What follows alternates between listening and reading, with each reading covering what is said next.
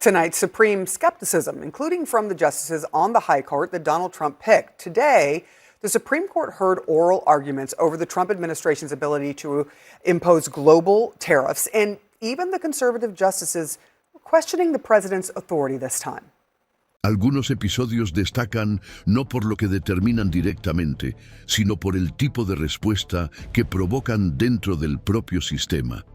El 31 de octubre de 2025, durante una sesión ordinaria del Comité de Asignaciones del Senado, se registró una intervención inesperada que alteró el curso de la audiencia y posteriormente influyó en la posición de los parlamentarios en diferentes frentes. El senador William Carter, hasta entonces considerado un voto predecible en alineación con el Ejecutivo, solicitó la suspensión temporal de las transferencias vinculadas a la autoridad ejecutiva sobre contratos de seguridad de emergencia en puertos comerciales. El argumento central no se refería al contenido de los contratos en sí, sino a la falta de transparencia en la designación de prioridades estratégicas, un detalle que, a primera vista, podría tratarse como una cuestión técnica, pero que, en ese contexto, adquirió un peso político inmediato. La solicitud se realizó de manera protocolaria, sin énfasis retórico, y fue seguida de un notable silencio entre los miembros que habitualmente serían los primeros en responder. El impacto del episodio no se limitó a lo que ocurrió dentro de la sala en ese momento. En los días siguientes, el discurso de Carter se reprodujo en sesiones paralelas y en reuniones a puerta cerrada con líderes partidarios, convirtiéndose en una especie de marcador institucional para el inicio de un ciclo de reevaluación sobre el alcance funcional de ciertas prerrogativas ejecutivas en tiempos de presión presupuestaria e inseguridad jurídica en cuanto a los límites del poder de contratación de emergencia. El detalle que llamó la atención de los observadores más atentos no fue la propuesta en sí, sino la ausencia de una reacción coordinada por parte de los aliados tradicionales de la Casa Blanca. No se registró ningún intento de descalificación en las horas siguientes, no se articuló ningún contraargumento en el Pleno, y, lo que es más significativo, la oficina del presidente no emitió ninguna nota oficial hasta el final de esa semana. En este caso, el gesto funcionó como un vector de lectura más elocuente que cualquier pronunciamiento. Fuentes cercanas al comité informaron que la ausencia de respuesta fue el resultado de una vacilación estratégica, no de un error de coordinación. Según estas fuentes, existía un temor real de que cualquier intento de impugnación explícita profundizara la percepción de que la administración estaba operando en una zona gris entre la legalidad presupuestaria y la conveniencia política. El cambio de postura de Carter, sumado a la omisión deliberada de reacción por parte del Ejecutivo, generó un nuevo campo de atención institucional que aún se está desarrollando. Este desplazamiento sutil, pero verificable, del patrón de funcionamiento entre el Senado y el Ejecutivo tuvo como efecto inmediato la reactivación de un grupo de trabajo que desde 2022 estaba inactivo. El Subcomité de Revisión de Prerrogativas de Emergencia, vinculado a la Comisión de Justicia. Su reactivación, aunque no se vinculó oficialmente al episodio en cuestión, se anunció 2 días después de la intervención de Carter y contó con la presencia de miembros que, hasta entonces, evitaban involucrarse en temas relacionados con la delimitación del poder presidencial. A partir de ese momento, una serie de manifestaciones institucionales se interpretaron como indicios de una reorganización del campo de resistencia técnica a las expansiones informales del Ejecutivo. El Tribunal de Cuentas de la Unión emitió una circular sobre los límites de la exención de licitación en situaciones de seguridad portuaria. La Fiscalía Especial de Presupuesto señaló su intención de revisar dictámenes anteriores sobre la legalidad de las transferencias entre organismos. Y de forma más discreta, al menos 3 senadores que mantenían una alineación automática con la Casa Blanca solicitaron dictámenes independientes a sus equipos jurídicos sobre el alcance real de las órdenes ejecutivas emitidas en los últimos 3 meses. La tensión acumulada en torno a estos movimientos no se manifestó a través de discursos exaltados o denuncias públicas, sino a través de la recodificación del comportamiento interno de las instituciones. Las sesiones, antes predecibles, comenzaron a presentar elementos de deliberada vacilación. Las votaciones con quórum completo registraron abstenciones inesperadas. Las propuestas de enmienda comenzaron a tratarse con mayor cautela. El Ejecutivo, por su parte, intensificó la estrategia de transferir las decisiones al plano técnico, utilizando comisiones temáticas y consejos consultivos para diluir el protagonismo de decisiones que, en otros tiempos, habrían sido asumidas directamente por el gabinete presidencial. Este movimiento fue interpretado por algunos analistas como un intento de reposicionar la narrativa del gobierno ante el riesgo de judicialización de ciertos decretos.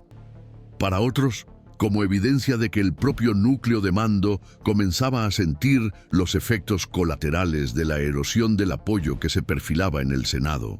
Es en este tipo de desplazamiento, a menudo invisible fuera de los círculos institucionales, donde se configuran los puntos de inflexión más significativos en períodos de conflicto entre los poderes.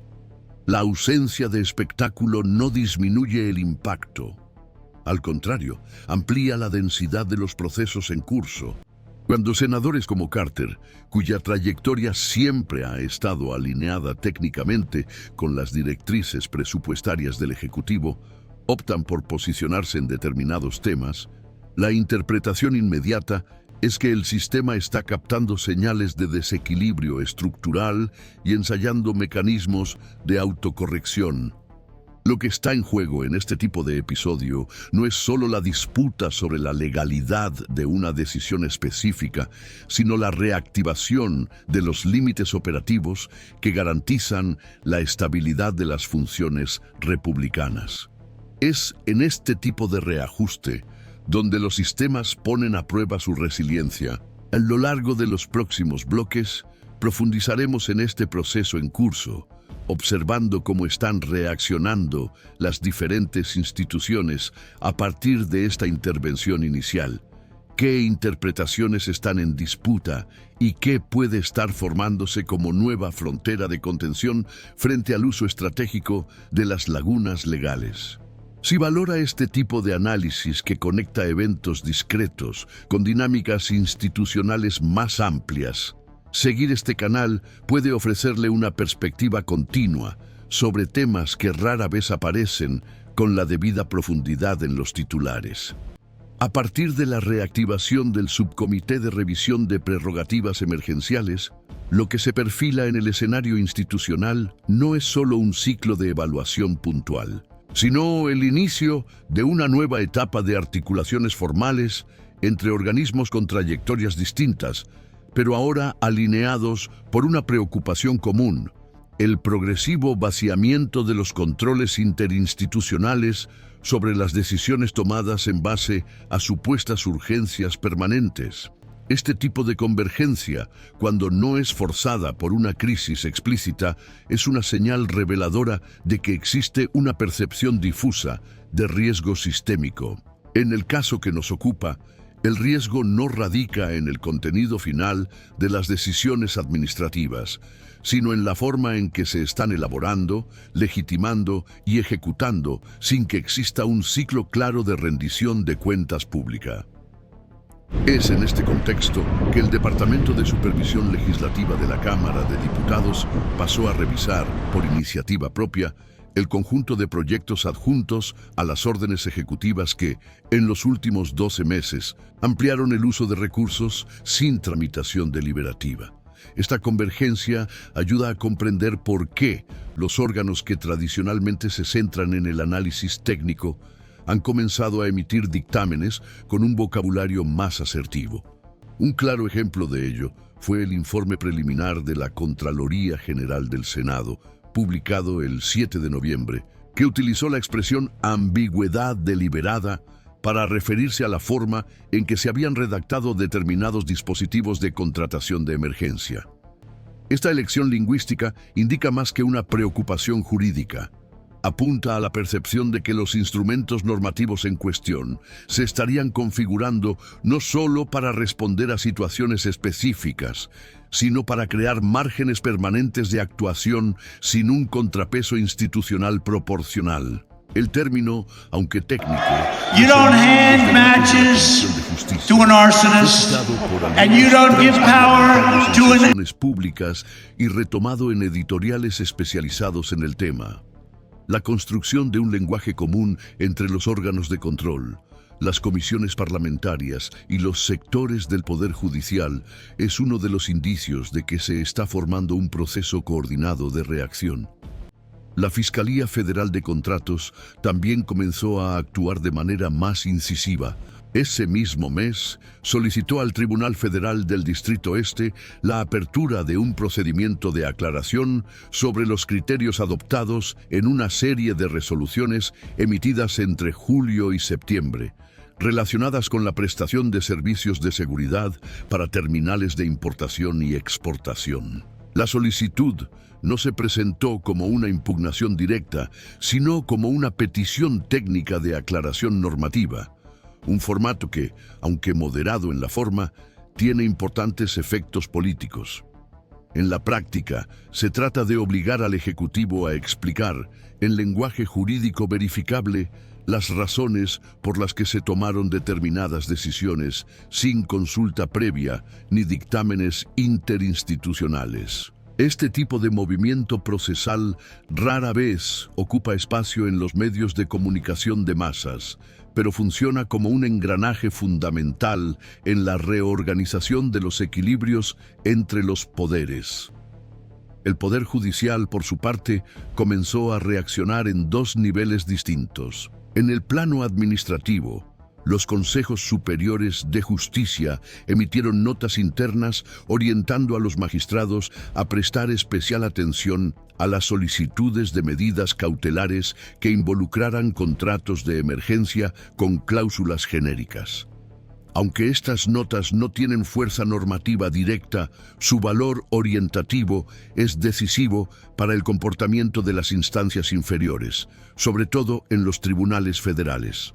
En el plano jurisdiccional, algunas decisiones recientes han pasado a contener disposiciones que limitan la ejecución inmediata de órdenes vinculadas a contratos excepcionales, exigiendo el cumplimiento previo de etapas documentales que se habían flexibilizado en interpretaciones anteriores. Este retorno a una interpretación más rígida de las disposiciones de control es visto por los analistas del sector como un indicio de que el sistema judicial se está anticipando a una posible acumulación de demandas futuras que cuestionen la legalidad de los contratos ya en ejecución. Es a partir de este punto que la acción del Poder Legislativo adquiere otra dimensión. La Comisión de Presupuesto Conjunto, en un dictamen reservado divulgado a los líderes, calificó como necesaria y urgente la creación de una nueva partida de seguimiento independiente para los gastos ejecutivos realizados bajo alegaciones de riesgo estratégico.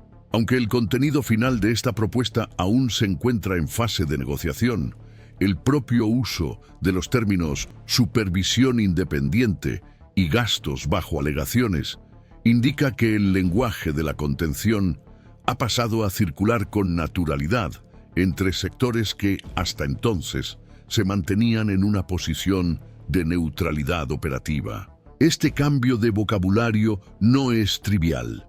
Revela una reconfiguración en la forma en que los parlamentarios están interpretando su propia función ante un ejecutivo que ha pasado a operar con márgenes cada vez menos condicionados por el consenso o la transparencia deliberativa.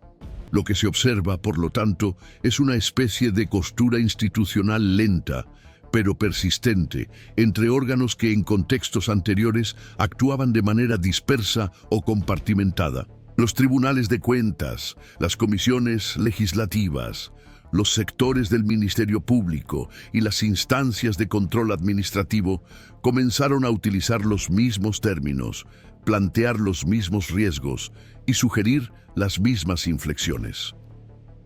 El concepto de disfuncionalidad normativa progresiva, por ejemplo, acuñado en un dictamen técnico del Departamento Jurídico de la Cámara, fue citado casi textualmente en 2 votos divergentes emitidos en juicios recientes en el Tribunal Federal del Sur. Esta réplica de conceptos es una de las señales más visibles de que existe una reacción coordinada, aunque informal, contra la práctica creciente de formalizar las excepciones como método ordinario de gestión pública. Este tipo de convergencia no elimina la tensión entre los poderes, sino que la transforma. En lugar de enfrentamientos directos, lo que se perfila es un campo de contención técnica, en el que se reactivan los mecanismos de verificación como forma de restaurar los límites originales de la acción gubernamental. El lenguaje de los dictámenes, los movimientos de las comisiones y el retorno a procedimientos jurídicos más rigurosos componen un escenario en el que la disputa institucional ya no se centra en temas específicos, sino en la propia estructura del funcionamiento democrático. Y es en este punto donde el análisis debe ampliarse. Cuando las instituciones que suelen operar con una lógica reactiva comienzan a anticiparse, aunque sea de forma prudente, a un patrón de comportamiento reiterado del Ejecutivo, lo que se forma es una especie de blindaje estructural, pensado para resistir no solo decisiones puntuales, sino la consolidación de prácticas que tensan los límites constitucionales. La lectura de este proceso exige una atención continua a sus ramificaciones más discretas. Si sigues el canal, ya sabes que nuestra propuesta es precisamente observar con cuidado los movimientos que preceden a las rupturas formales y, por lo tanto, seguirnos te permite acompañar no solo los episodios visibles, sino también los mecanismos institucionales que los hacen posibles. Las interpretaciones sobre la esencia de la disputa que se desarrolla en este proceso de rearticulación institucional siguen siendo divergentes. Algunos especialistas en derecho constitucional ortodoxo ven el episodio no como una innovación normativa, sino como una reafirmación de límites ya consolidados, ahora rescatados ante el uso reiterado de lagunas procesales. Desde esta perspectiva, las acciones de las comisiones y los órganos de control no constituyen un enfrentamiento directo con el Poder Ejecutivo, sino que buscan restablecer el flujo regular de la administración pública, que se había visto afectado por una serie continua de excepciones. Para este grupo, los acontecimientos recientes funcionan como mecanismos de ajuste interno, activados no por una ruptura, sino por la necesidad de compensación ante una fatiga funcional provocada por la repetición de prácticas que desafían el ritmo institucional esperado. Por otro lado, los analistas atentos a la dinámica política ven en el momento actual un reposicionamiento estratégico de las instituciones intermedias, motivado por la constatación de que el núcleo decisorio central ha operado con una lógica de protección creciente, transfiriendo a los órganos de fiscalización los costos de la responsabilidad directa. Esta línea interpretativa considera que la repetición deliberada de normas ambiguas, especialmente en los ámbitos de los contratos de emergencia y las políticas de seguridad, no es un fallo técnico, sino una estrategia política destinada a preservar márgenes de maniobra institucionales fuera del alcance inmediato de la supervisión formal. Desde este enfoque, a lo largo de los últimos años, el Poder Ejecutivo habría construido una zona de opacidad operativa en la que se toman decisiones fundamentales con la justificación de la urgencia, formalizadas mediante complejas órdenes ministeriales y validadas posteriormente por dispositivos legales que no fueron concebidos para soportar tal flexibilidad. El efecto es un desplazamiento de la función deliberativa que se manifiesta más en las excepciones que en las normas regulares. Y es precisamente esta inversión la que ha alcanzado un punto crítico para los sectores conservadores del Senado. como lo demuestra la primera intervención del senador Carter. Sin embargo, no existe consenso sobre la profundidad o la permanencia de esta reacción. Parte de la doctrina de la gobernanza administrativa entiende que el patrón anterior puede retomarse tan pronto como disminuya la presión política, sobre todo si el Ejecutivo logra reorganizar su base con promesas de transferencias, cargos y normalización presupuestaria. Desde esta perspectiva, el ciclo de contención vigente sería transitorio, guiado por la conveniencia coyuntural más que por la convicción institucional. Por el contrario, los juristas con experiencia en constitucionalismo comparado señalan que episodios como este tienden a dejar huellas normativas, aunque aparentemente se resuelvan a corto plazo. Los nuevos dictámenes, las decisiones judiciales más exigentes y la reactivación de los procedimientos de fiscalización crean precedentes que dificultan el retorno integral al patrón anterior. Cada intento de restaurar la flexibilidad original tendrá que enfrentarse a nuevas capas de resistencia procesal, lo que, con el tiempo, podría generar un reajuste efectivo de la práctica administrativa. Este debate pone de manifiesto la complejidad del panorama actual. No se trata de un choque directo entre poderes, sino de una disputa sobre el alcance de las zonas grises entre la legalidad formal y la responsabilidad funcional. El caso de los contratos portuarios, con sus efectos y repercusiones indirectas, ilustra cómo los sistemas democráticos maduran no solo por reformas explícitas, sino por la acumulación de fricciones internas que revelan los límites de la plasticidad normativa. Las instituciones no reaccionan ante un hecho aislado, sino que rediseñan, consciente o inconscientemente, el margen de tolerancia frente a un patrón de decisión que, aunque respaldado legalmente, compromete la supervisión del sistema en su conjunto. Los asesores legislativos que siguen de cerca las comisiones permanentes consideran que esta reconfiguración aún se encuentra en una fase inicial. Existe una percepción cada vez mayor de que el modelo de excepciones presupuestarias y regulatorias no se sostiene sin sobrecargar las estructuras institucionales. Pero el desafío sigue siendo el mismo. ¿Cómo restaurar los controles sin que esto se interprete como un obstáculo para la eficiencia administrativa? ¿Cómo equilibrar la celeridad y la fiscalización sin dar pie a acusaciones de parálisis? Estas cuestiones dominan los debates internos entre senadores y técnicos con experiencia en reformas administrativas anteriores. El riesgo es que se adopten soluciones cosméticas sin alterar la lógica estructural que amplió el poder de excepción. Esta tensión también se refleja en los líderes partidarios que buscan preservar la unidad interna mientras reconstruyen el apoyo a las medidas del Ejecutivo, conscientes de que cualquier ruptura explícita puede generar impactos difíciles de controlar en votaciones posteriores. En este contexto, cada gesto, abstención o solicitud de revisión adquiere una importancia que va más allá del mérito inmediato del proyecto. Por lo tanto, comprender lo que ocurre entre bastidores se vuelve esencial para seguir la dirección del sistema, aún en disputa.